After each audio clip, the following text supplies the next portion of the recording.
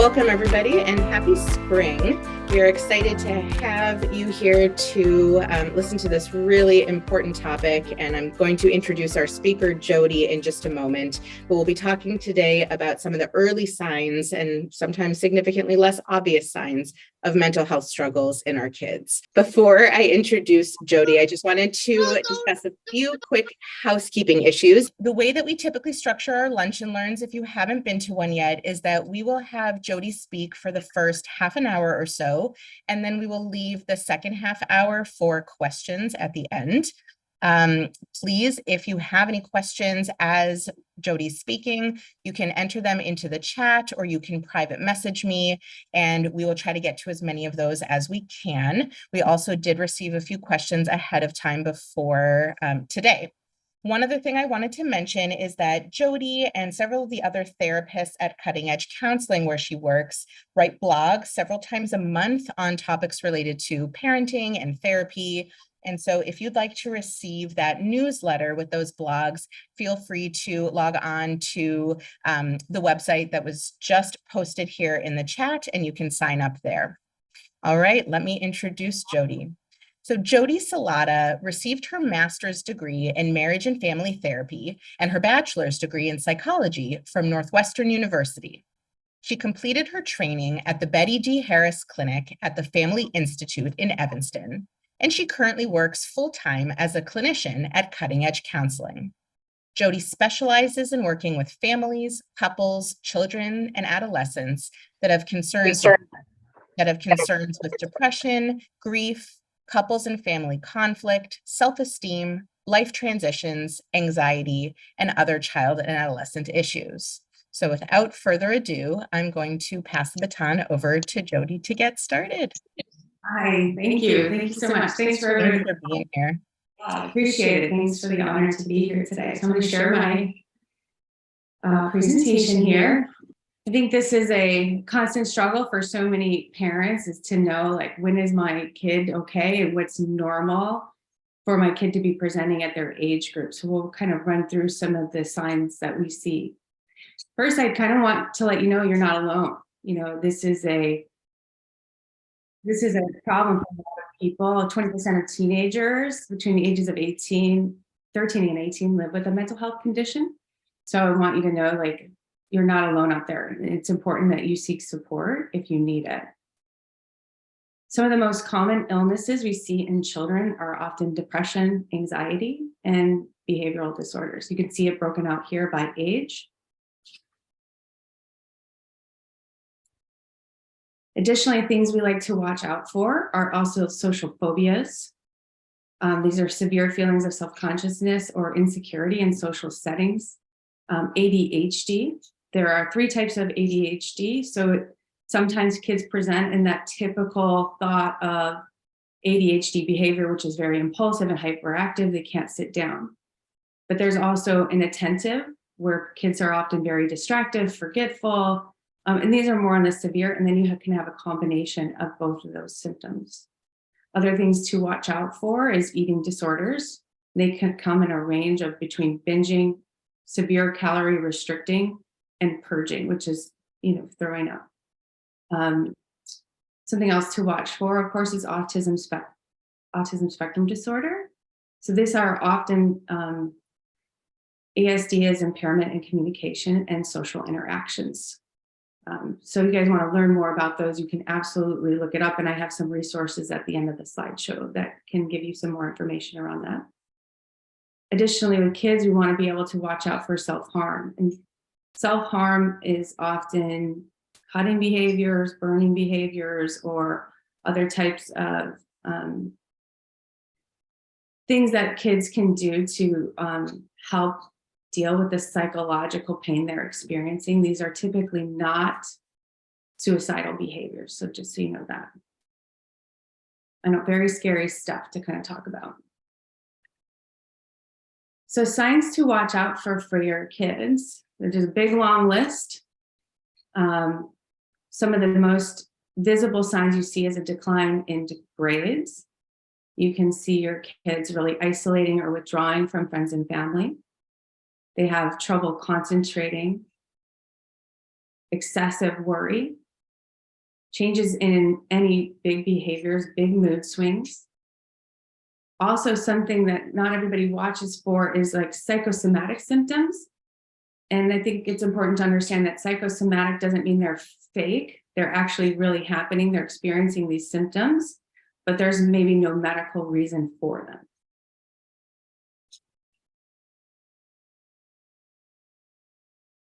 So behavioral signs to watch for is, hitting. Kids have these big reactions to seemingly really small problems. If they're super disrespectful, aggressive and violent, hitting, throwing things, and then of course throwing big tantrums are all signs that your kids are having a lot of emotions that they might not just know what to do with.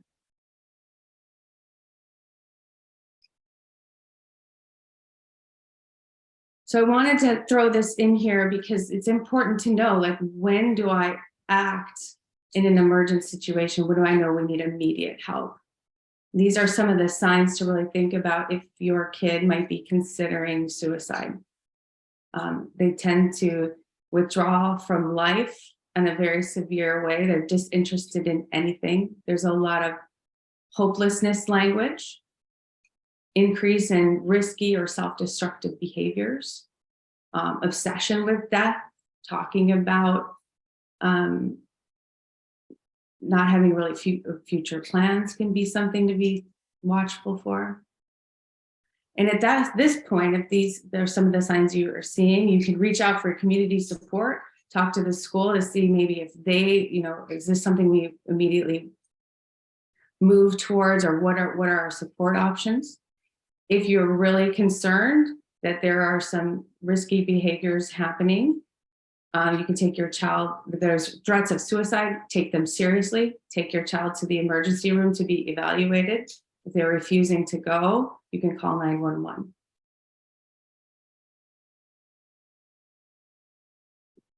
All right, now the more hopeful stuff. How do we get to support our kids who are seemingly really struggling in life? And I think one of the important things to do is to create a safe space for your children to come to you with their concerns. And in order to do that, you want to really pay attention to your reaction when your kids bring you things.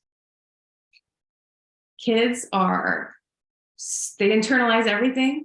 They think everything's about them. So if you have big reactions to concerns that they bring to you, it's going to reduce their desire to come and share things with you. So trying to stay calm and keeping a non-reactive place is really important for kids. You want to be able to validate their experience, even if you disagree with what's happening for them. You want to be able to pull out the emotional words that they're speaking about and validate that for them. Meaning, I can see you're really frustrated and angry. I can understand why you feel that way. This helps kids feel like I'm safe to come to you if I'm having concerns or issues. You want to stay out of problem solving. So typically parents will want to jump right into like, oh, you have a problem, I'm going to fix it for you.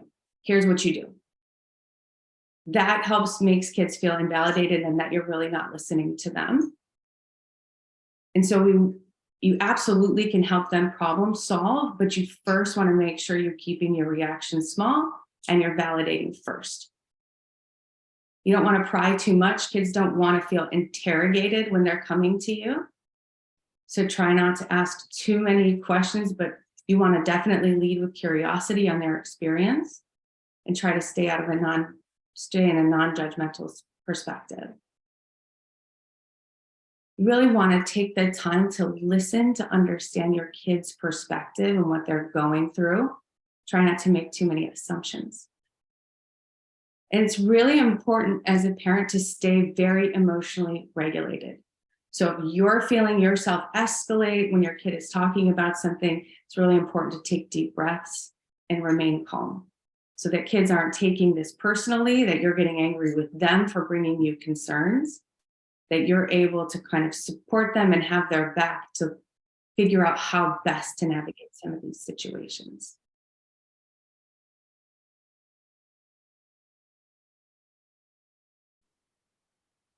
Other ways you can help support your kid is, of course, working on building your connection with them. This, again, helps build that safe space where they feel they can come and talk to you. So you want to ask more specific questions. Kids, you ask the question of like, hey, how was your day? My kids are always like, They don't really want to share anything because it's a very big, broad question. So you can ask more specific questions like, who did you sit with at lunch? How was your art project teacher today? How did this test go for you? Asking them more specific questions helps them open up to you. It's also important for you to model healthy behaviors for your kids. So if there's things you want your kids to be doing, it's important that you're also doing that. So if it is, you want them to exercise, it's important that you're also exercising or showing these healthy behaviors, healthy eating, those types of things, emotionally regulating yourself. Another great way to support your kids is to help them regulate their emotions. So again, you're having to first regulate yours, stay calm. And then when your kid is upset, you can stay in that calm state and help them calm down by showing them that you have their back, that you are there to support them. A lot of kids I see in my practice, and teenagers especially, tend to get really overwhelmed with the amount of things on their plate. One of the ways we help navigate that is helping them develop a plan of action to accomplish the things they need to accomplish. So I help kids decide what's the priority, how do we prioritize, and how do we start knocking things out. This can be very helpful, especially for kids who are struggling with anxiety. Kids typically aren't always lazy. Oftentimes they are actually just overwhelmed and stressed out. So helping them develop this plan of a step-by-step process helps them feel more in control and able to start checking their boxes of things they have to get done. Typically, I will do this with them and then check in if they're unable to continue to develop, like execute the plan. You continue to break it in half for them until it feels easy enough for them to get started. Hardest part of this is really helping them get started. And anxiety really often gets in the way of them being able to do that. Another great way to develop connection in the family is to engage your kids in activities. You want to build your relationship with them. You can ask them to, cook dinner, like let's go for a walk. That helps them feel like they're a part of something bigger than themselves. And kids are often more likely to open up and share and talk about themselves and what's going on for them if they're engaged in an activity.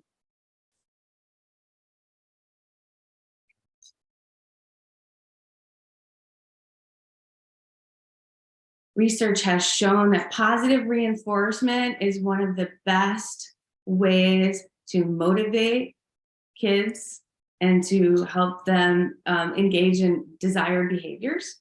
So you really want to catch them being good.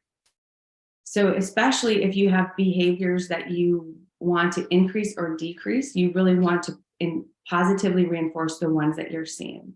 So praise them for the things that they're doing really well. Sometimes when kids are struggling, they start to feel really badly about themselves. I can't do anything right. I am no good.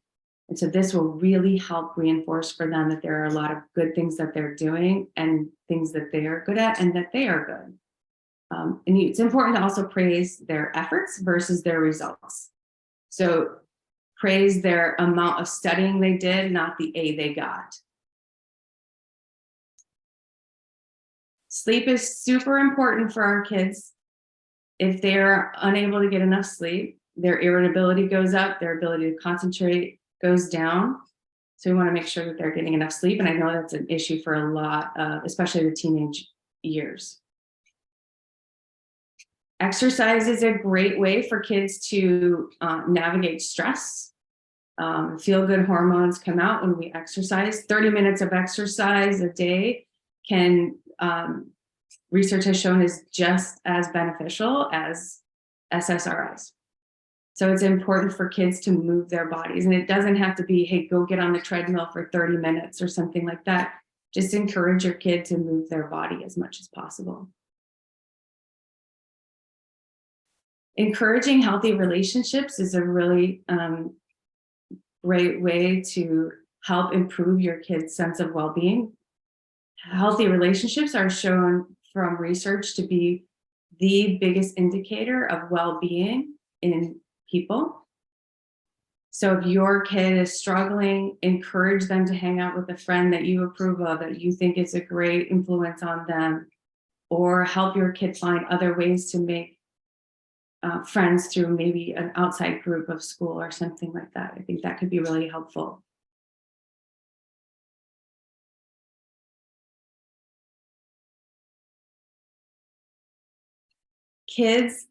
Helping kids like build self-efficacy is another great way to help improve their well-being.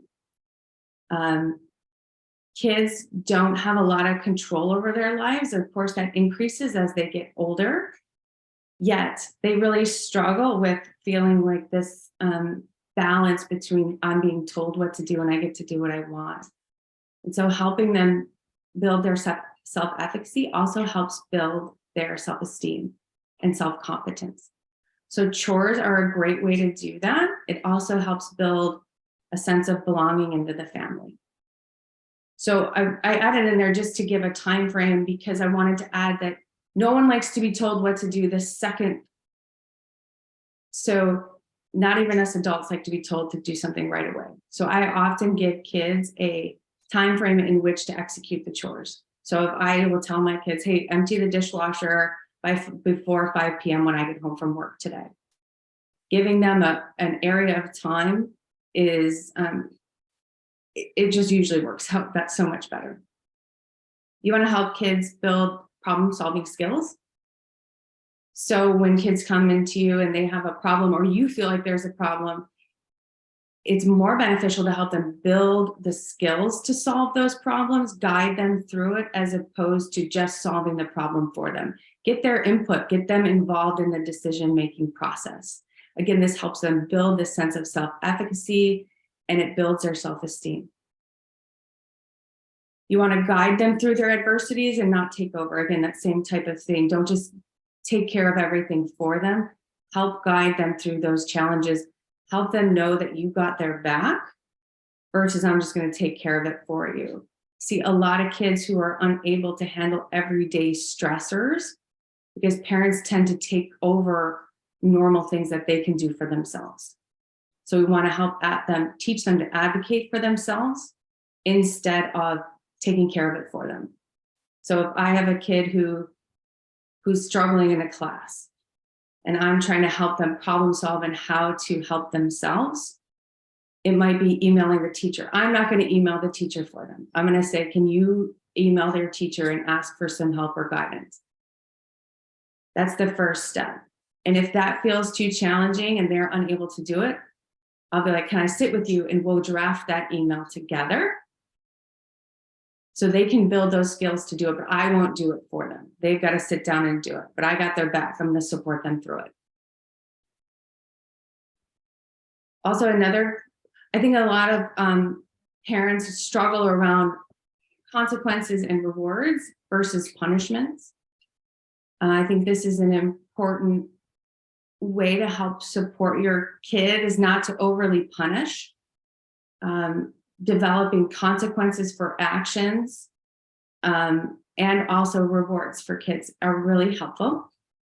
One of the ways that I advise parents to do this is, instead of having a punishment for not doing something, you want to help your child be in charge of their consequence. So if I've asked you to empty the dishwasher by 5 p.m. and you haven't done that, your consequence is you lose your phone until you do that. So they're in control of how long their punishment lasts. So again, if working on from a reward standpoint, if my kid wants, $20 to go buy the new $20 on Minecraft, I'm going to possibly build that into, okay, as long as you get this done all week long, then you can earn that $20. So giving them rewards versus consequences or punishments can also be a great way to encourage desired behaviors with our kids.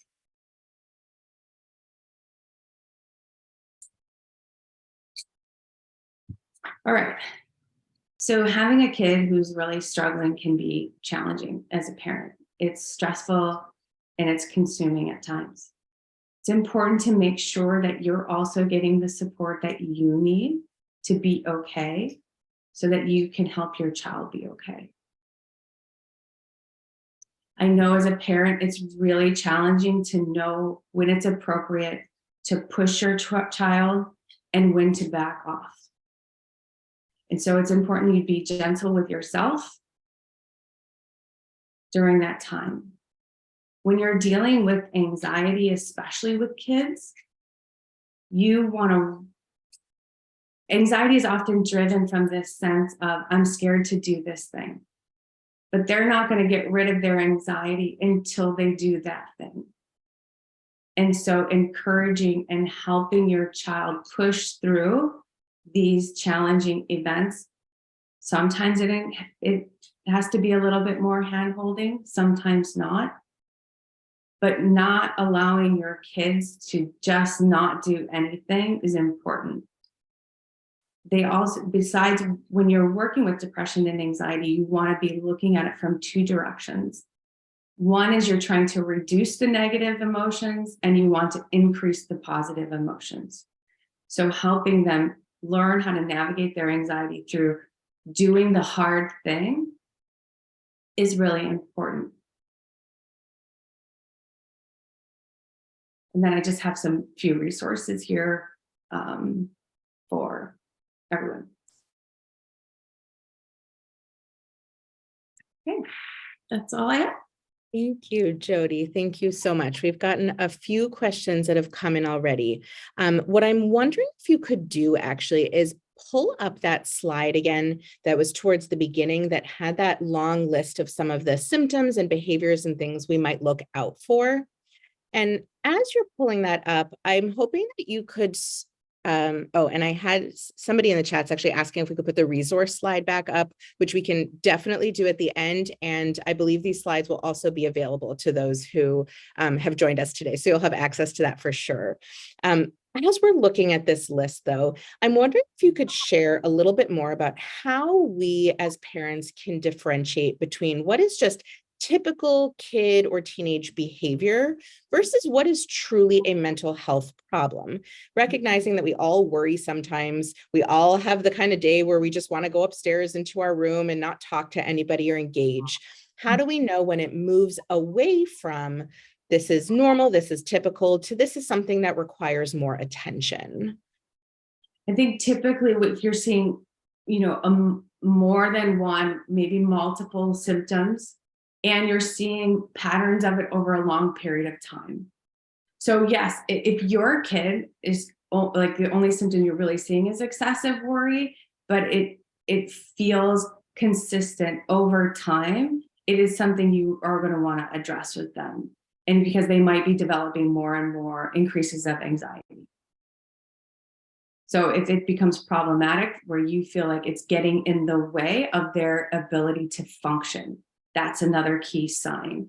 So if your kid is so worried that they don't want to go to school because of a test, or they need to be called out, and this is a pattern that you're beginning to notice, that would be a time where I would probably seek intervention.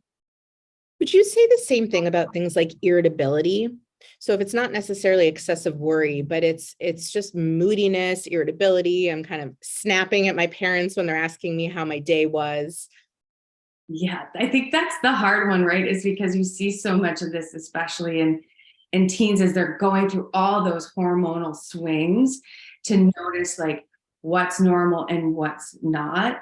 I would probably check in with my kid more often than not about what's happening for them. Helping them try to regulate themselves first would be the key, I think. But again, if you start to see possible increases of that over time, and maybe some of these other things happening, I would then begin to seek intervention.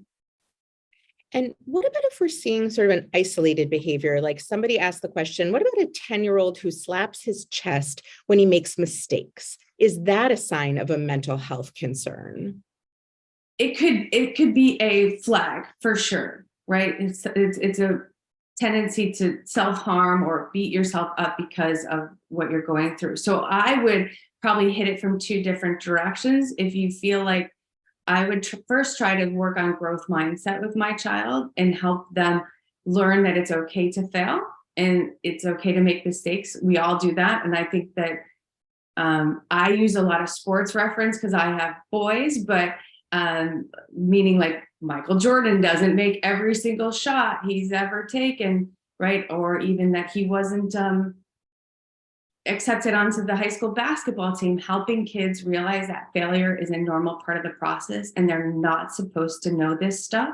That's why they're learning it, can be really helpful. But the self-harm, like I would watch, because if it doesn't decrease, then I would also seek intervention. That's great. That's really helpful. Thank you. And then I know if you don't mind just going back and leaving this on the resource page, that would be great for who had requested. While you're doing that, I'm wondering if you could talk a little bit more about this idea of we don't want to problem solve for our children, and they typically don't love that. But at the same time, we want to help them create, I think you said, developing a plan of action is something that we want to do. And we want to make sure that our expectations are reasonable and that they can achieve the goal. How do you balance those things and do that effectively without taking over? It's hard as parents because our own anxiety and like, because we know the consequences, we know more. So what, again, I would say first is to regulate yourself, to know that parenting from a calm space is the best place to be, and your kids will be much more receptive to anything from that space. Moving into helping them problem solve, it's short-term versus long-term goals, thinking of it that way too. I can help you solve this problem, but I'm not giving you the skills to then solve your future problems on your own. So if you could keep that in mind too, that's you're going to sit with your kid and help them knock out a plan of action, really get their feedback, get them involved, is giving them long-term life skills versus just handling this one thing, this one time. Because they're going to face a lot of problems. And so these skills are vital to their well-being and navigating life. Would you recommend that across the age range if we're talking about a 5-year-old versus a 17-year-old? Yes. And of course, it would be age appropriate. But yes, I would do the same exact thing for a little. I would ask, first, always validate your kids. That feels really stressful. I want to help you through it. What do you think we should do about that? Is there something you want to do? I also think that kids are a lot more receptive, especially the older ones, when you speak from your own experience instead of telling them what they should do. If you speak from a place of, I have been through something similar like that, and here's what I did, and you offer it more as a suggestion. You might want to try that. What do you think about trying that? As opposed to, this is what you need to do. No one likes to be told what to do. And so the less we do that, the more apt kids are going to listen and hear what we have to say. Thank you, Jodi. Tell us more about the somatic symptoms that you described. One parent wrote in and said, at least once a week, my child can't get out of bed in the morning to go to school. He says he didn't sleep well. He complains of headaches, stomach aches, sore throats. We've taken him to the doctor. There doesn't seem to be anything physical going on, so we're assuming it's emotional. What should our next step be there? So if you've already kind of tried to sit down and talk to your kid about like what might be going on at school, I would then, that would be the first step, of course, is like talking, seeing if you can get something from your kid about what may or may not be happening.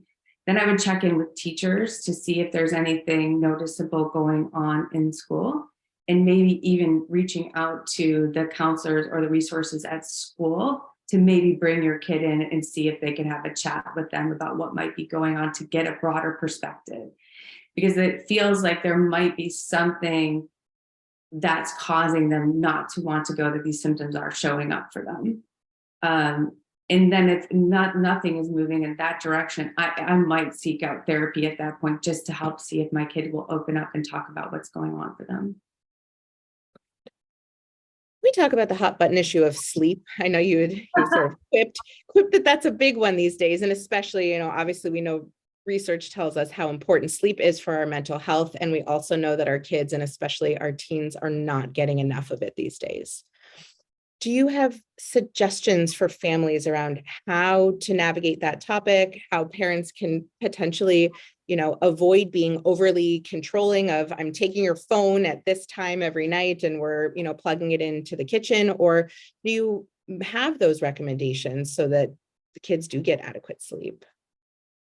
So of course, it always depends on the situation, but you can definitely develop patterns. And I think helping kids develop healthy sleep habits is important. So some kids need to listen to something to go to sleep. Does that have to be their phone? I don't know. Some kids need that sense of distraction to help settle their brain enough to go to sleep. I would look at it and I would try to present it to my child as less of a punishment, but more as a habit.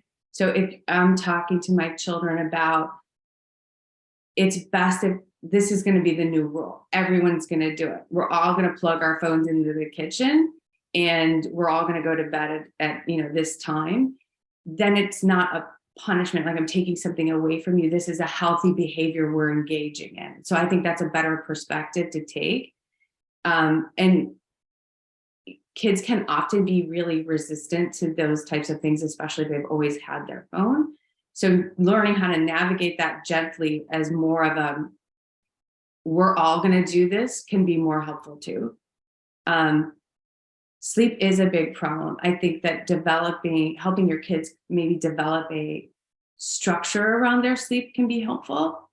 And that can be negotiable. So, you set a bedtime and they're resistant to it. And so I would say, hey, as long as you can get up and do your day well, you can go to bed later.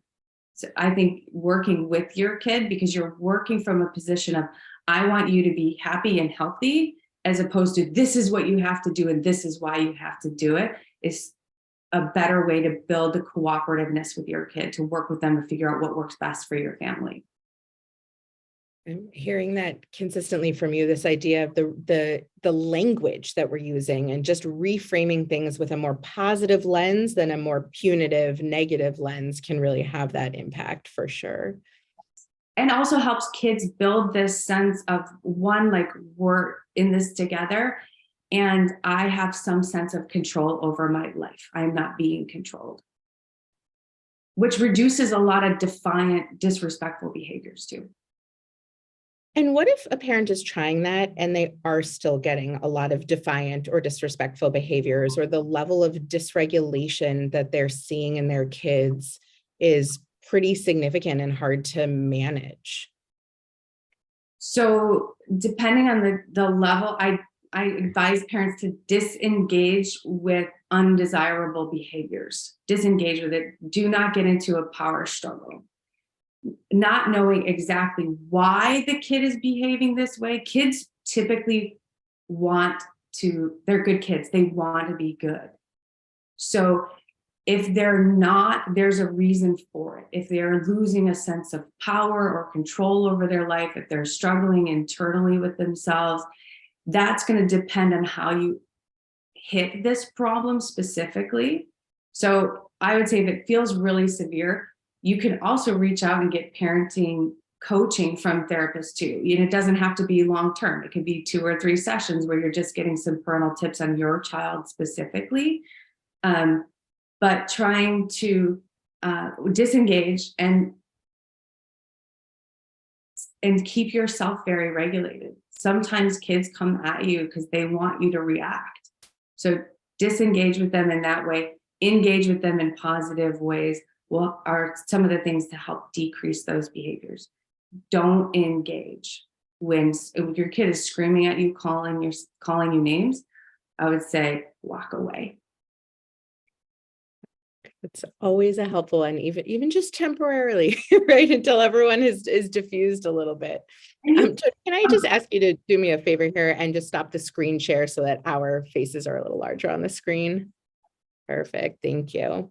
You mentioned this idea of parent guidance work in therapy, and I'm wondering if you can share a little bit more about how to know when our child should be going to therapy, when we should be getting parent strategies for how to manage our child's behavior, when it's indicated to do both. It Especially in those situations where perhaps our kid or teen is quite resistant to going themselves, should we be pushing them? Yeah, that's hard because, on the end, it's like some kids are super resistant and the therapies can be very stagnant because they're disengaged with it. So one of the first steps might be the parents going in first and working towards family therapy. So if you're modeling those healthy behaviors you want your kids to engage in, sometimes you kind of push and just make them go, and the therapist will navigate that, and hopefully they can open up and share and get used to it. Again, rewards, consequences, working with your kid to say, hey, do you really think you're okay? Do you want to just try this thing out? Let's just do 4 sessions and see how it goes, and then we could talk about it. Can be another very collaborative way to start to get your kid on board. I'm depending on the situation, I'm not above bribery with kiddos. So using your skills to do that. I'm a fan of proactive approach. So if you come in with small problems, you have a lot less therapy to be done. So I'm not saying run to the therapist for every little thing, but typically if you want to just get some parenting tips, you're having a hard time with helping your kid emotionally regulate, you could go 1 or 2 sessions and that's all you really need. There's nothing wrong with that. So thinking about if you navigate small problems with support, they don't turn into big ones. Right. You touched on this reward piece again, and I'm laughing because I also am not above bribery, but I do feel this way sometimes as a parent, and certainly also have this conversation with the families that I work with around, should we be rewarding our kids for so many different things? Or is that really impacting their development of intrinsic motivation? Are you doing these chores at your house because you're going to be earning a reward for them? Or are you doing chores because we all help out in this family and that's just what we do? Can you speak to whether there's a downside to, implementing reward systems? Well, I think that it's important to think if your child already has intrinsic motivation to do something, you do not want to reward them for that. But if they're not going to have it, we don't know if you're just automatically going to build intrinsic reward. And so, but I believe that rewards are a great way to increase positive behaviors. They're shown to work really well with kids over punishing behaviors. So do I think we could overly reward? Sure. Should we be, especially monetarily? Like, I am not a fan of monetary rewards for kids, especially young ones. I'm more of a fan of, especially for the younger kids, they really want your time and attention.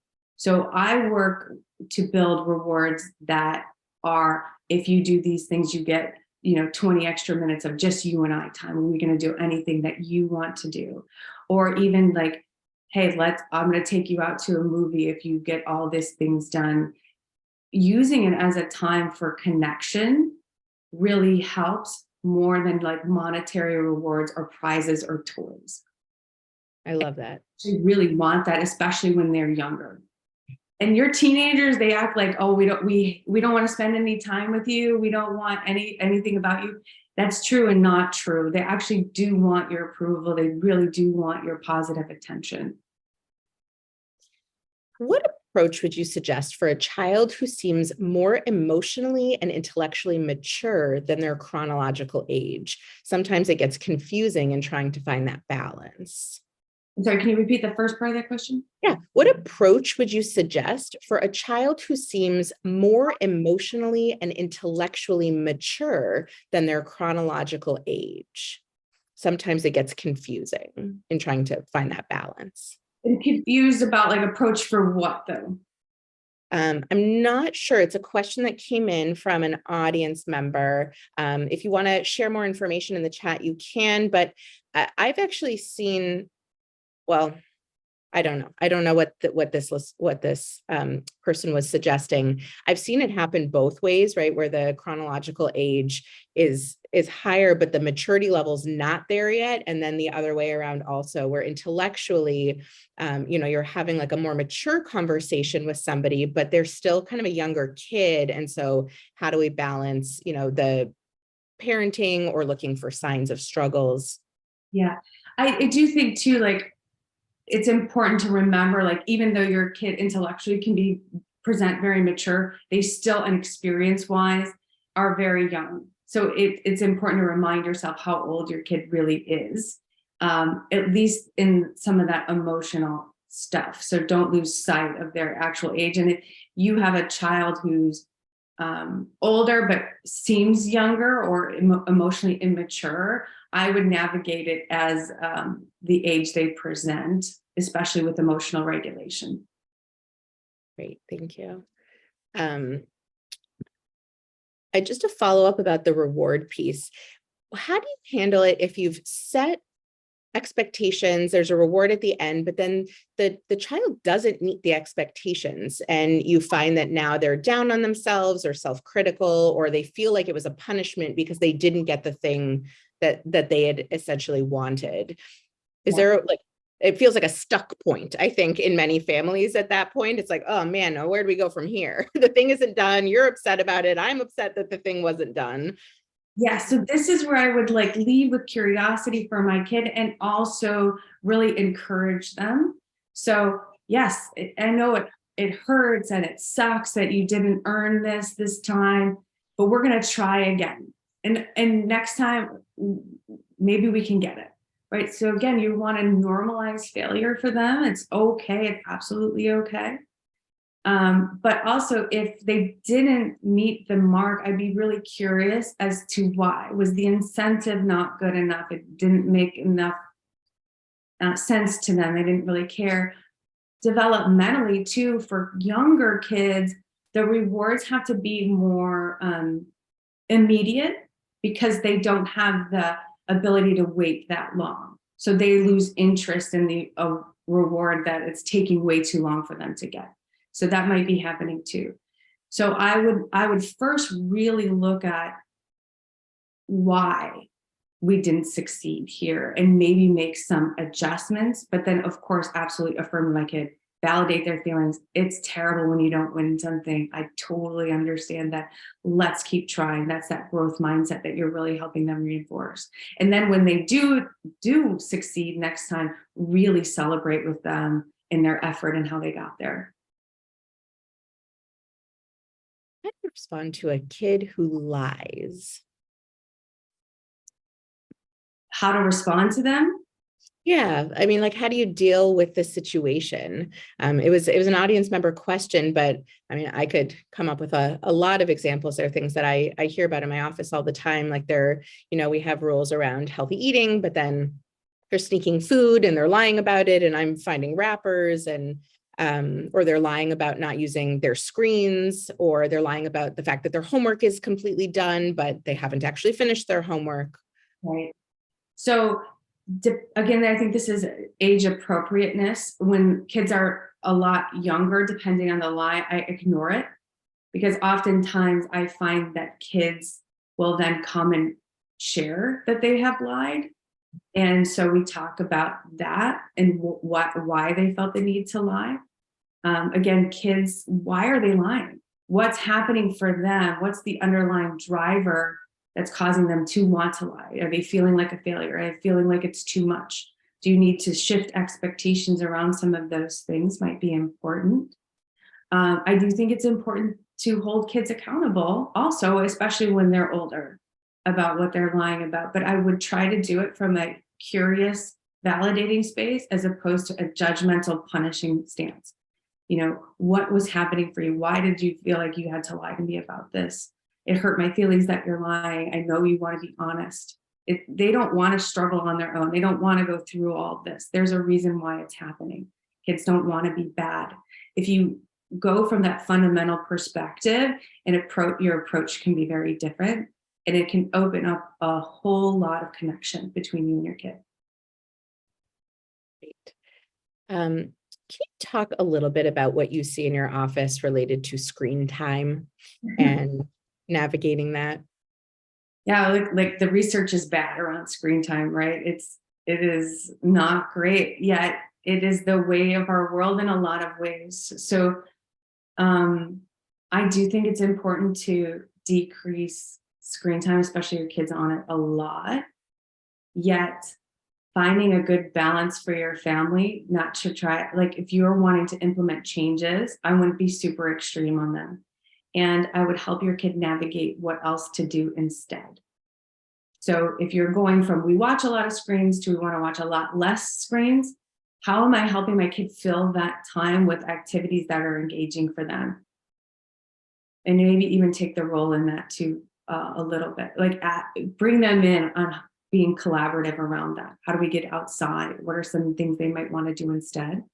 But screen time, it's a hard thing. I think everybody's talking about it because the research shows it's awful. It's not great. Yet our kids are on their computer all day at school, and then they want to be entertained when they get home and they want to decompress. I think it's about finding balance. And I think every family's balances can be a little bit different. And it's also part of their socialization these days too. I mean, it's chatting with friends and being on social media and even video games that they're, online with their friends doing. It is a tricky beast, that one.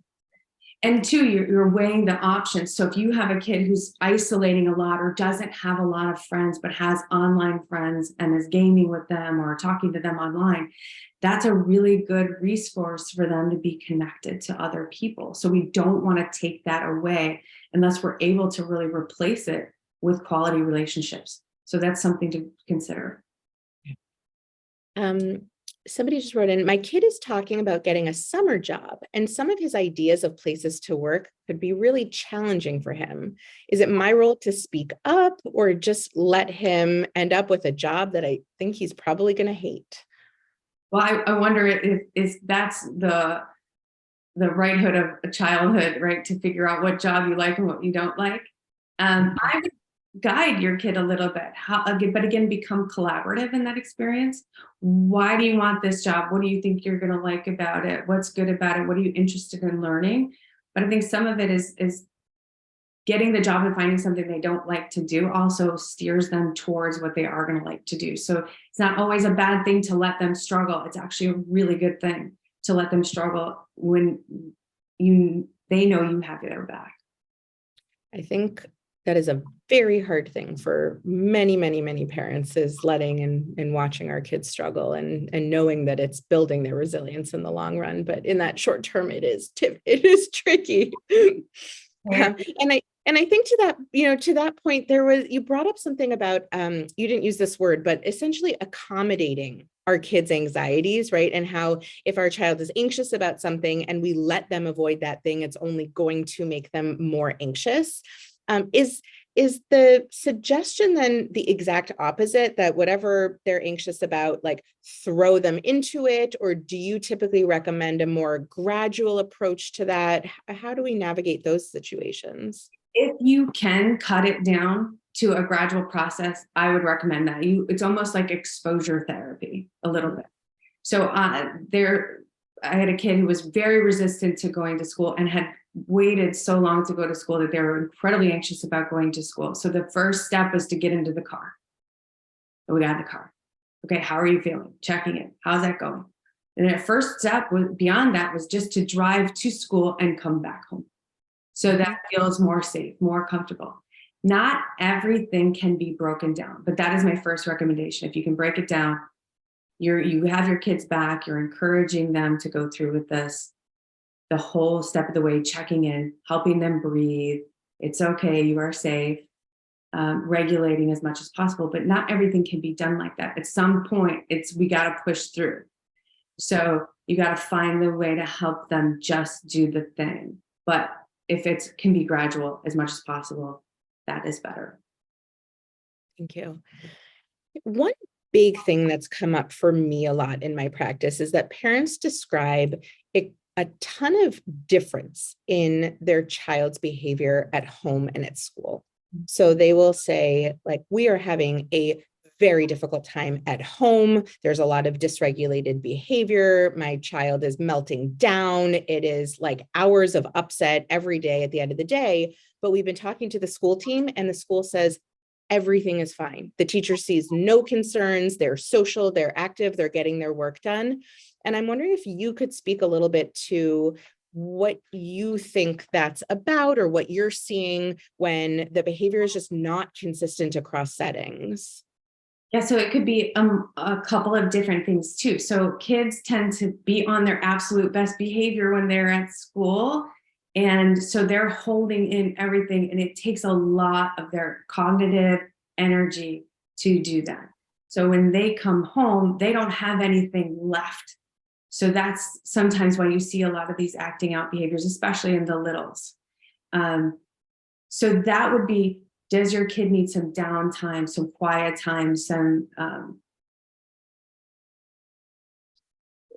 reducing any of the sensory input as much as possible to give your kid time to restore and regenerate. Also, the boundaries can be very different from school versus at home. So I would look to parents to say, okay, like, how is your consistency with your parenting? Are there some boundaries we have to put in place to help know that there are rules here, that there are guidelines, we have to act differently at school. And also, home is safe for kids. So they come home and they're their full selves. They're going to just let loose, and they're not as concerned about how they behave. So there could be just some of that too. So I think it's really hitting it from all angles can help you decide that. And in those situations, do you recommend ever that the parents try to work with the school team on any of that, like to help them not have to work so hard during the school day? Or does that feel, since the school's not seeing the issues present in the building, that it's more of a, how do we manage this at home type of situation?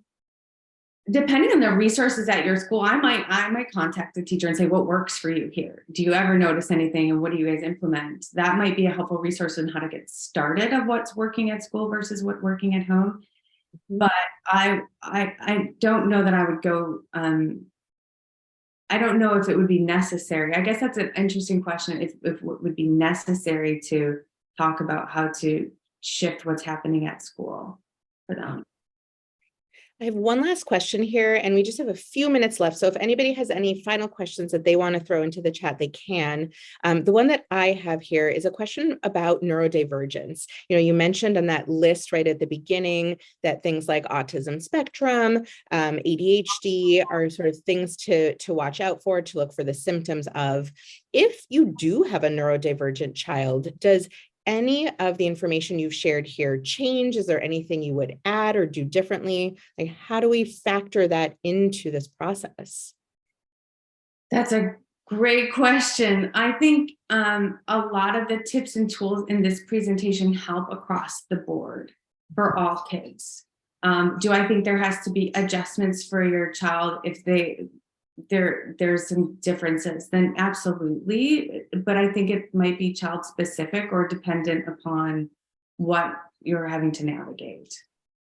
I know it's an unsatisfactory answer, but I don't know that I can speak to a broad spectrum on that topic. It's not an unsatisfactory answer. I mean, these tools are such helpful tools. And I guess maybe it's also just a matter of making sure that whatever our expectations are for our children are realistic, and that, the same expectations aren't realistic for every 8-year-old or every 14-year-old. And so it kind of depends on their skill sets and what abilities they have. And we have to be flexible as parents and adjust accordingly, which is hard. Very hard, and can feel very isolating as a parent too. And that's why I think that's why I added that. Make sure you're okay. Make sure you're getting the support that you need, because there are people out there going through similar situations, and it's nice to be able to have that support versus trying to compare yourself to people who are in a very different position than you are. Very much agree. Oh, well, thank you so much, Jodi. We so appreciate your expertise and having you here to share your wisdom with us.